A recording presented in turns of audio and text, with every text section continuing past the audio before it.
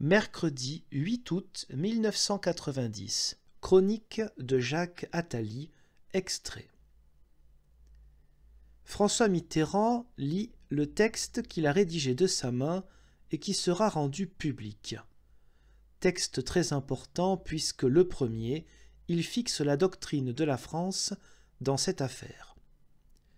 La France entretient depuis longtemps d'amicales relations avec l'Irak. On sait qu'elle l'a aidé lors de la guerre contre l'Iran. Cela l'autorise d'autant plus à dire clairement qu'elle n'accepte ni l'agression contre le Koweït, ni l'annexion qui a suivi. Aussi a-t-elle décidé d'associer ses efforts à ceux des pays qui s'engagent pour le rétablissement du droit international violé par l'Irak. C'est pourquoi elle a voté les résolutions du Conseil de sécurité des Nations Unies et celles de la Communauté européenne, et pris l'initiative de certaines d'entre elles. C'est pourquoi elle exécute sa part de l'embargo et des sanctions économiques actuellement mises en œuvre. C'est pourquoi enfin sa marine est présente dans la zone du Golfe, toujours en application de la décision des Nations Unies. Mais la menace s'étend aujourd'hui à d'autres pays de la région. Dans cette situation, la France a souhaité et continue de souhaiter que le problème ainsi posé soit réglé au sein de la communauté arabe. Si cela se révèle impossible, la France assumera ses propres responsabilités.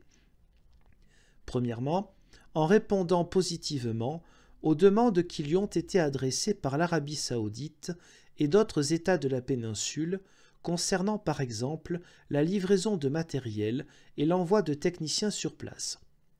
Deuxièmement, en renforçant dès maintenant ses moyens navals et aériens dans la même zone, de telle sorte qu'il soit en mesure d'intervenir à tout moment là où cela sera jugé nécessaire, sur décision du président de la République. Enfin, bien entendu, c'est un autre sujet, mais il est lié au précédent, la France apporte dans cette crise la plus vigilante attention au sort de ses ressortissants, tant au Koweït qu'en Irak.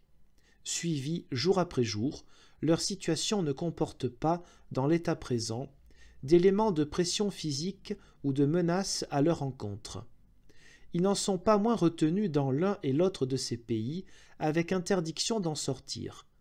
Le caractère préoccupant de cet état de choses a conduit le gouvernement à donner ordre aux navires français de se tenir prêts à toute mesure de rapatriement, et l'ensemble des moyens diplomatiques continuera d'être mis en œuvre.